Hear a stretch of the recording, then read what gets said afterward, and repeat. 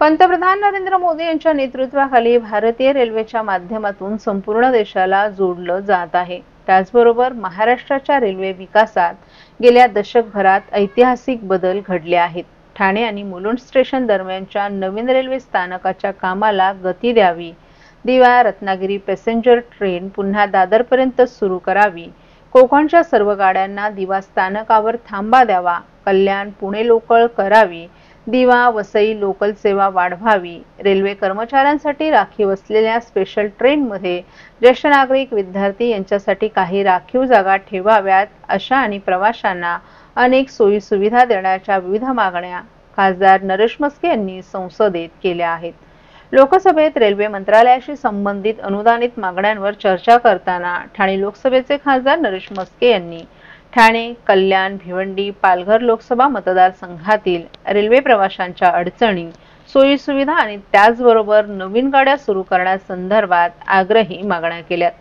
भारतीय रेल्वे ही फक्त एक प्रवासाची सुविधा नाही, तर ती भारताच्या प्रगतीचा वेग आहे। एक ठाणेकर म्हणून माझ्या मनात या मंत्रालयाबद्दल एक विशेष स्थान आहे, कारण आजपासून सुमारे 172 वर्षांपूर्वी भारताची पहिली रेल्वे मुंबई ते ठाणे दरम्यान धावली होती। तो ऐतिहासिक क्षण आजही ठाणेकरांच्या आठवणीत जिवंत आहे। आता 170 वर्षांनंतर देशाची पहिली बुलेट ट्रेनही ठाणे मार्गे मुंबईला जाणार आहे। विशेष म्हणजे मुंबई ठाणे दरम्यान देशातील पहिली अंडर सी टनेल म्हणजे समुद्राखालून जाणारा बोगदा बांधण्याचं ऐतिहासिक काम सुरू झाले। हे आधुनिक तंत्रज्ञान आजपर्यंत फक्त जगभरात केवळ 5 देशांकडे होतं, परंतु आता भारतही त्या यादीत सामील झालाय। हे शक्य झालं ते पंतप्रधान नरेंद्र मोदी, रेल्वे मंत्री अश्विनी वैष्णव आणि संपूर्ण रेल्वे विभागाच्या अथक प्रयत्नांमुळे। त्यासाठी खासदार नरेश म्हस्के यांनी त्यांचं कौतुक केलं। उपमुख्यमंत्री एकनाथ शिंदे यांच्या नेतृत्वामुळे बुलेट ट्रेनचं काम वेगानं सुरू आहे, परंतु महाविकास आघाडी सरकार सत्तेत असताना उद्धव ठाकरे यांनी या प्रकल्पाला व्हाईट एलिफंट म्हणून हिणवलं होतं। परंतु महाराष्ट्राच्या जनतेला स्पीड ब्रेकर नव्हे तर एक्सप्रेसवे सारखा वेगवान विकास हवा आहे। महाविकास आघाडीचा विकास म्हणजे इंजिनशिवाय धावणारी ट्रेन होती। भ्रष्टाचार एक्सप्रेस गतीनं ती धावत राहिली आणि खरा विकास प्लॅटफॉर्मवरच उभा राहिला। आज मोदी सरकारच्या दूरदृष्टीमुळे महाराष्ट्रात रेल्वे क्षेत्रात अभूतपूर्व क्रांती होत असल्याचंही नरेश म्हस्के यांनी सांगितलं। महाराष्ट्रातील रेल्वे सेवेला अधिक वेग आणि सुरक्षितता देण्यासाठी खासदार नरेश म्हस्के यांनी रेल्वे मंत्र्यांकडे विविध मागण्या केल्या।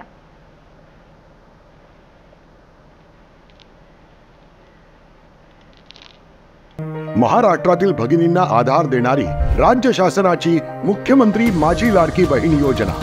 या योजनेअंतर्गत अल्प उत्पन्न गटातील 21 ते 65 वयोगटाच्या भगिनींना मिळणार दरमहा 1500 रुपयांची मदत। अर्ज करण्यासाठी 31 ऑगस्ट 2024 पर्यंत मुदतवाढ। कुटुंबाचं वार्षिक उत्पन्न 2.5 लाख रुपयांपेक्षा कमी असलेल्या महिला पात्र। कुटुंबाकडे पिवळं किंवा केशरी रेशन कार्ड असल्यास उत्पन्नाचा दाखला आवश्यक नाही। पांढरं रेशन कार्ड असेल किंवा रेशन कार्ड नसेल तर कुटुंबाचं वार्षिक उत्पन्न 2.5 लाखांपेक्षा कमी असल्याचा दाखला आवश्यक। योजनेसाठीचा ऑनलाईन अर्ज नारी शक्ती दूत ॲप वरून किंवा पोर्टलवर भरता येईल। ज्या भगिनींना ऑनलाईन अर्ज भरता येत नसेल त्यांच्यासाठी अंगणवाडी, ग्रामपंचायत, वॉर्ड ऑफिस, सेतू सुविधा केंद्रामध्ये किंवा आशाताई बचत गटाच्या CRP यांची मदत उपलब्ध। आता आपल्याला अभिमानानं म्हणता येईल, सुखी आणि सुरक्षित आहे माझी लाडकी बहीण।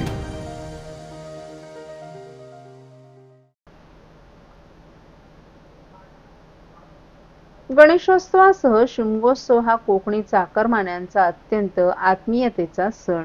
या सणासाठी ठाणे मुंबईतील अनेक चाकरमानी आवर्जून गावी जातात। मात्र ज्यांना काही कारणांनी गावी जाणं शक्य होत नाही त्यांच्यासाठी संघर्ष सेवाभावी संस्थेच्या वतीनं डॉ. जितेंद्र आव्हाड यांच्या मार्गदर्शनाखाली कळवा येथे शिमगोत्सवासह भव्य पालखी नृत्य स्पर्धेचं आयोजन करण्यात आले। रविवारी 23 मार्च रोजी दुपारी 4 वाजता कळवा येथील भूमिपुत्र मैदान खारलँड कळवा येथे हा कोकणचा शिमगोत्सव पारंपरिक प्रकारे साजरा करण्यात येणार आहे। यावेळी रत्नागिरीतील उक्षी या गावाची जागृत ग्रामदेवता देवी वाघजाई मातेची पालखी देवीचा कौल घेऊन आणण्यात येणार आहे। या पालखी उत्सवानिमित्त पालखी नृत्य स्पर्धेचंही आयोजन करण्यात आलं असून रत्नागिरी आणि रायगड या जिल्ह्यांमधील अनेक नामवंत पालखी नृत्य संघ सहभागी होणार आहेत। या निमित्तानं कोकणातील पालखी उत्सव आणि देखाव्यांसह पारंपरिक पालखी नृत्य हे ठाणे मुंबईकरांना अनुभवता येणार आहे। विशेष म्हणजे यंदा प्रथमच रत्नागिरीतील आंबेशेत येथील महिला पथक पालखी नृत्य सादर करतील। या स्पर्धेतील प्रथम विजेत्यास 1,51,000 रुपये आणि आकर्षक चषक, द्वितीय विजेत्यास 1,01,000 रुपये आणि आकर्षक चषक, तृतीय विजेत्या संघाला 51,000 रुपये आणि आकर्षक चषक, तर सर्व सहभागी संघांना प्रत्येकी 25,000 उत्तेजनार्थ पारितोषिक आणि सन्मानचिन्ह देऊन गौरवण्यात येणार आहे। या संदर्भात अधिक माहितीसाठी अरुण नागवेकर, वांद्रे, तालुका संगमेश्वर यांना 9405080085 या क्रमांकावर संपर्क साधावा असं आवाहन करण्यात आले।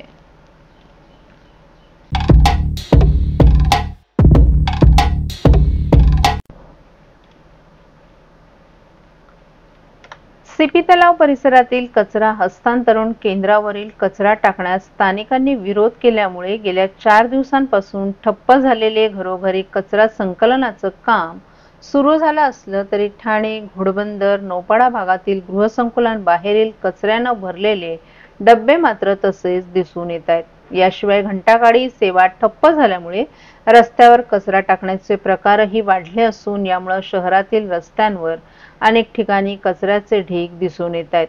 कचरा समस्यांमुळे नागरिकांच्या आरोग्याचा प्रश्न निर्माण होण्याची शक्यता असल्याचे पालिका टीकेचा धनी ठरू लागली आहे। ठाण्यातील वागळे इस्टेट परिसरातील सीपी तलाव भागात पालिकेचं कचरा हस्तांतरण केंद्र आहे। या ठिकाणी कचऱ्याचे ढीग लागले असून त्यातून दुर्गंधी पसरते।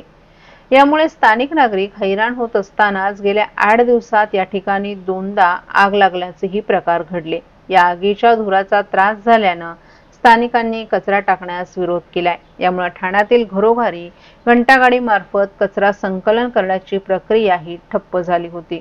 दरम्यान ठाणे महानगरपालिकेनं सीपी तलाव येथील कचरा उचलून तो भिवंडीतील आतकोली येथील कचरा भूमीवर नेण्यास सुरुवात केली आहे।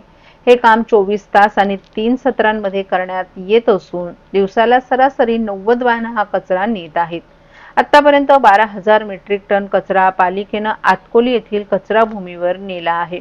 दुर्गंध पसरू नये म्हणून सुगंध फवारणी करणं तसंच मातीचा थर देणं आदी शास्त्रोक्त पद्धतीनं कामं सुरू आहेत। तसंच सीपी तलाव येथील कचऱ्याचे ढीग कमी होताच पालिका प्रशासनानं गेल्या 4 दिवसापासून ठप्प झालेले घरोघरी कचरा संकलनाचं काम सुरू केले।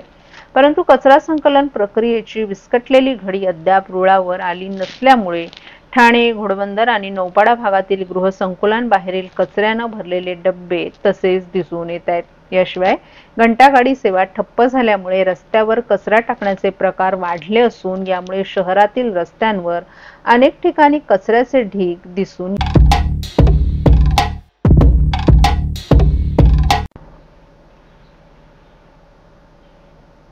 दरवर्षीप्रमाणे यंदाही जांभळी नाका येथे आनंद चॅरिटेबल ट्रस्ट आयोजित चैत्र नवरात्र उत्सवाला सुरुवात होत आहे। आज जांभळी नाका येथील श्री छत्रपती शिवाजी महाराज मैदानात देवीच्या मंडपाचं भूमिपूजन शिवसेना नेते माजी खासदार राजन विचारे आणि त्यांच्या पत्नी नंदिनी विचारे यांच्या हस्ते संपन्न झालं। यावेळी ठाणे जिल्हा प्रमुख केदार दिघे, उपजिल्हा प्रमुख कृष्णकुमार कोळी, सुनील पाटील, शहर प्रमुख प्रदीप शिंदे, उपशहर प्रमुख वसंत गवाळे, प्रदीप शेडगे, सचिन चव्हाण, माजी नगरसेवक मंदार विचारे, मयूर पवार, लोकसभेचे सचिव सुरेश मोहिते, विभाग प्रमुख संजय भोई, प्रदीप पुर्णेकर, प्रशांत सातपुते, प्रकाश पायरे, विनोद यादव, विनायक आंबेकर, शाखा प्रमुख महेश ढोमणे, अमोल हिंगे, राजू ढमाले, रमेश शिर्के यांच्यासह उपशहर संघटक मंजिरी ढमाले, ज्योती कोळी, प्रमिला भांगे, विद्या कदम, राजश्री सुर्वे, संगीता साळवी, सुनंदा देशपांडे तसंच शिवसेना, उद्धव बाळासाहेब ठाकरे पक्षाचे अनेक पदाधिकारी, युवा सेना आणि युवती सेना तसंच नागरिकही मोठ्या संख्येने उपस्थित होते। आज मंडपपूजन झालेलं आहे, काय सांगाल कशा प्रकारचे कार्यक्रम असणार आहेत?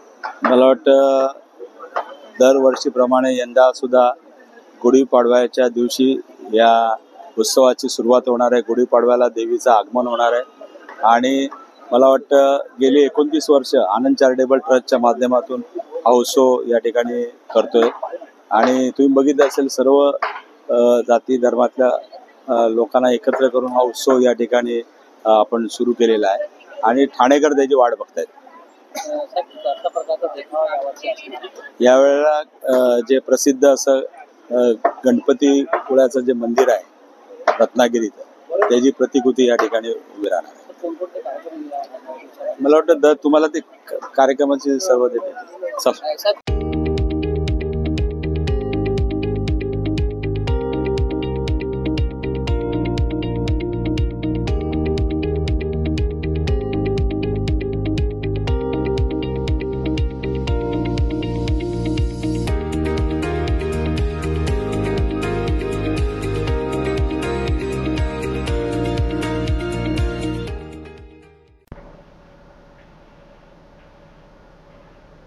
ठाणे जिल्हा परिषदेचा 2025-26 या वर्षाचा अर्थसंकल्प आज सकाळी 11 वाजता बीजे हायस्कूल येथील सभागृहात सादर करण्यात आला.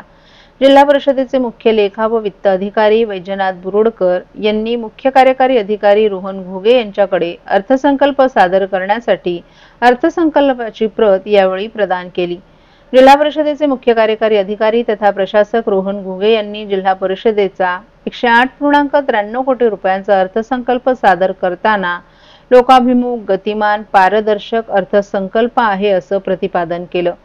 जिल्हा परिषदेचा अर्थसंकल्प लोकाभिमुख असल्याचं सांगताना मुख्य कार्यकारी अधिकारी समाज कल्याण विभाग अंतर्गत दिव्यांग व्यक्तींचं सर्वेक्षण करून जिल्ह्यातील दिव्यांग व्यक्तींची माहिती, कुटुंब प्रमुख, आर्थिक स्थिती तसंच आवश्यकता लक्षात घेऊन 26 योजना तयार करण्यात आल्याचं सांगितलं.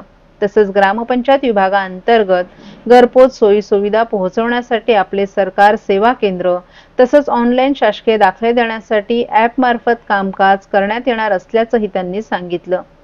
कृषी विभाग आणि पशुसंवर्धन विभागाअंतर्गत शेतकरी आणि पशुपालकांचं उत्पन्न वाढीसाठी प्रत्यक्षरित्या काम करण्यात येणार आहे. शासकीय कामकाजातील अडथळा कमी करण्यासाठी तसंच नियोजनबद्ध काम करण्यासाठी सामान्य प्रशासन विभागाअंतर्गत वेब पोर्टल तयार करण्यात येणार असून प्रत्येक कर्मचारी अधिकाऱ्यांची ऑनलाईन माहिती पोर्टलवर उपलब्ध असणार आहे, जेणेकरून मेडिकल बिल, पेन्शन, सेवार्थ लाभ देण्यासाठी सुलभ होईल.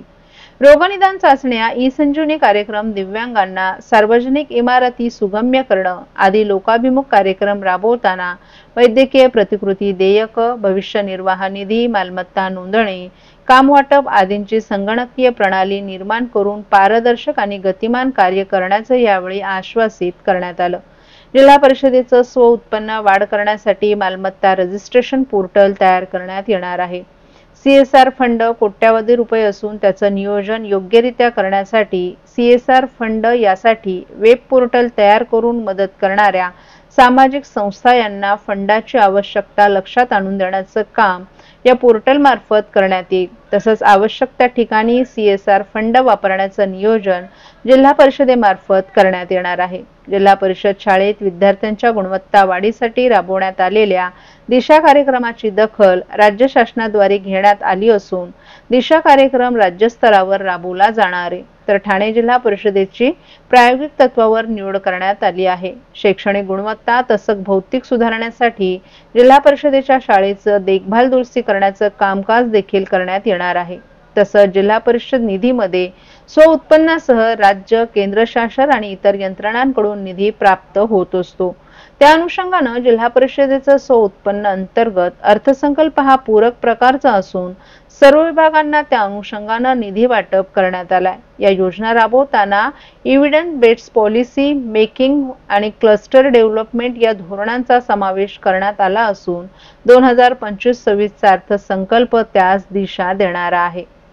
जिल्हा परिषद ठाणे सन 2025-26 या वर्षीचा 108.93 कोटींचा अर्थसंकल्प सादर करण्यात आला. यामध्ये शिक्षण विभाग 9.65 कोटी, इमारत व दळणवळण 19.82 कोटी, कृषी 3.83 कोटी, पशुसंवर्धन 3.87 कोटी, आरोग्य 3.84 कोटी, ग्रामपंचायत मुद्रांक हिस्सा 32.50 कोटी, लघु पाटबंधारे 2.21 कोटी आणि पाणी पुरवठा 3.64 कोटी निधी एवढा मंजूर करण्यात आल्याची माहिती जिल्हा परिषदेचे मुख्य लेखा व वित्त अधिकारी वैजनाथ बुरुडकर यांनी माहिती दिली आहे.